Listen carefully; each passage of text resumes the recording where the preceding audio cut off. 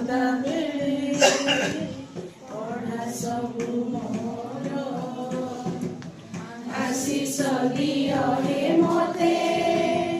ମୁଖେ ରହୁ ବିଦ୍ୟା ସ୍ମରଣ ମାତ୍ରକେ ମୋର ଦୂର କର ଦ୍ୱିଧା ତବ କୃପା ବିନା ନୁହଁ କିଛି ବି ସୁନ୍ଦର ଏ ଅଭଗୀୟକ ଆଶିଷ ତୁମର ବ୍ରହ୍ମଲୋକେ ସଦା ପୂଜ୍ୟ ପଣ୍ଡିତ ସଭା